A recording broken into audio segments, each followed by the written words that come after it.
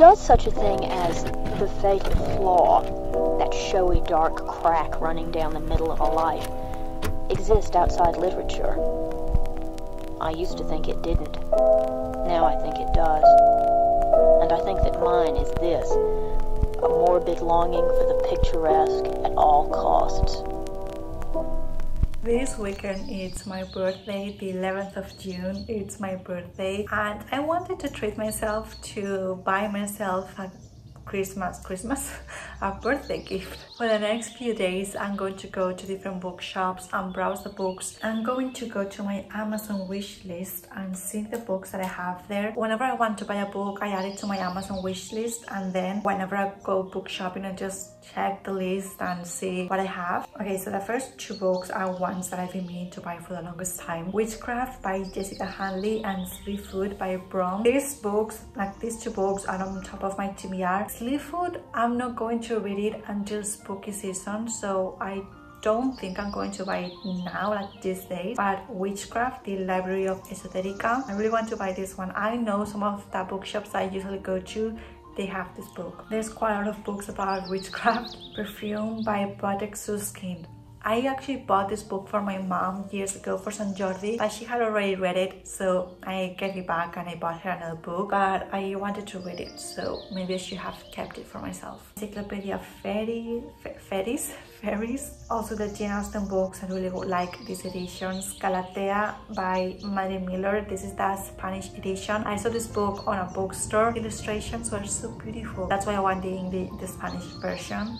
Diary of Blood. I would love to get the self-published edition. It's a beautiful cover, but people are selling it for like 50 euros or more on Vinted, and I'm not going to pay that much for a cover. House of Leaves.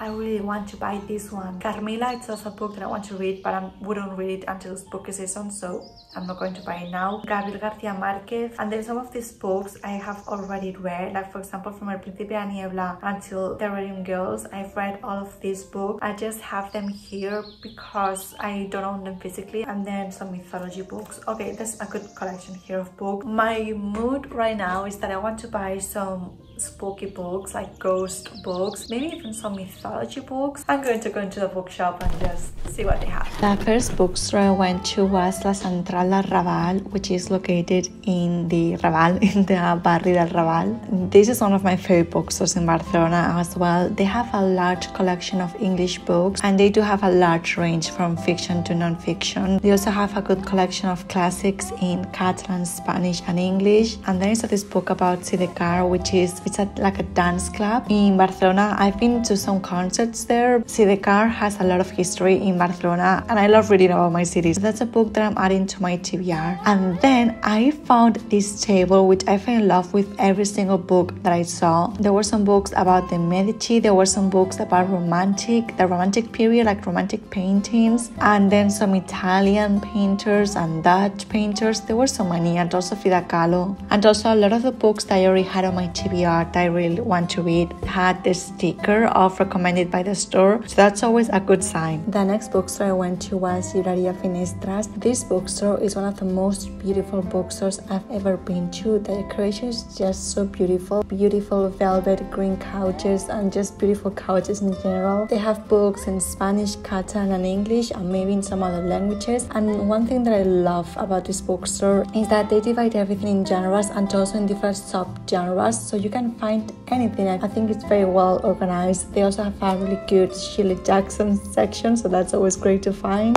And then I went to Libreria Inglesa Comín, which is a bookstore that only has English books. They recently reorganized the entire bookstore. I was used to going to this bookstore and knowing where everything is, but this time I went in there and I was very overwhelmed because everything was all over the place. And they always have new releases and classics and modern classics as well. After browsing the bookstores, the next day I decided to go to my local library since I didn't buy any books and I wanted to get some new books, and I was really in that mood for some ghost, horror, gothic stories, so I went on the search of those.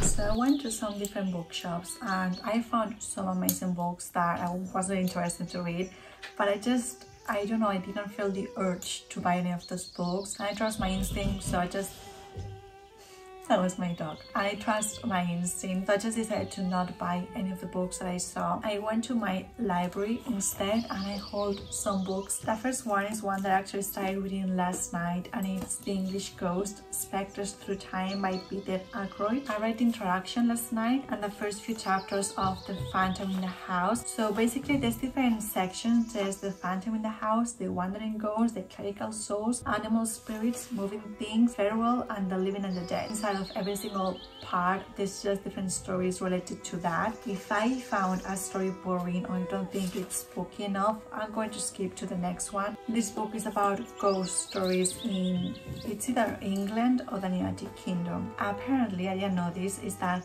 English people are the ones that have seen the most ghosts throughout history. They are the ones that either report them the most, or they are the ones that actually see more ghosts than anyone else. The next one is House of Leaves by Mark Z. Danielewski. This is the Spanish version of the book, which I think is going to be better because it's a very confusing, complicated book, so reading it in my mother tongue, I think it's going to make it easier. This book is mixed media. Well, at the beginning of the book, it's not mixed media, it's just the story. But once you progress into the book, it starts being mixed media. I've read like 30 pages so far, and from the 30 pages that I read, I'm hooked into the story already. This book is going to have 2 different storylines that combine. Like, I'm only like 30 pages in, so I cannot tell you what the story is about yet. But from what I've read so far, I'm thankfully not confused.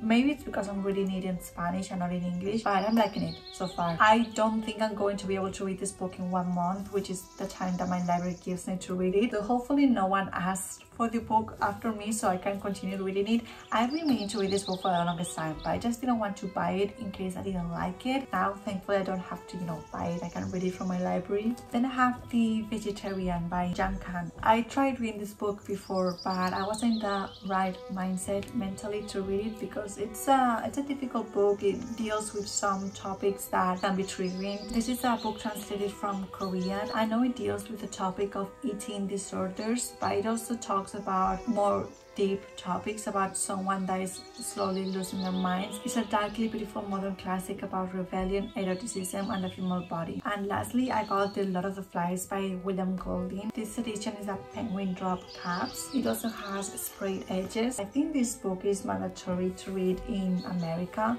Maybe in all English-speaking countries, not in Spain. Obviously, I haven't read this book. I do know what this book is about, kind of. I feel like this book is referenced quite a lot in modern culture. There's this book called The Troop or The Troops, which is a retelling of this book. I really wanted to read that book, but I thought that it's better to first read the original tale and then read the retelling. So that's what I'm going to do. I'm going to first read this book and then I'm going to read The Troop. From what I know, this book is about a group of kids that they had a plane crash and they arrived to this island and they have to make their own, democracy. They have to make their own society, and obviously they start going crazy because who wouldn't? This kind of reminds me of Outer Banks season 2 or 3, where they are stranded in an island and they just have the time of their lives. I found that so unrealistic. How can some teenagers be stranded in an island and think that's the life? I don't know. I wouldn't be able to survive that, but they were having the time of their lives, and also without sunscreen.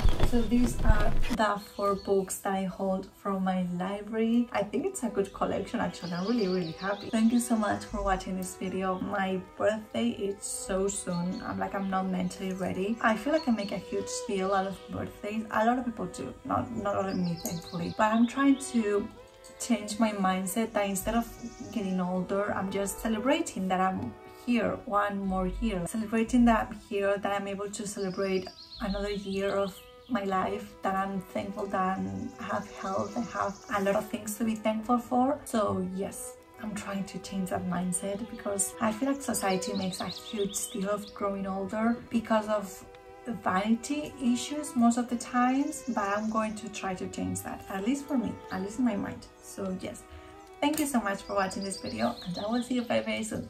Bye!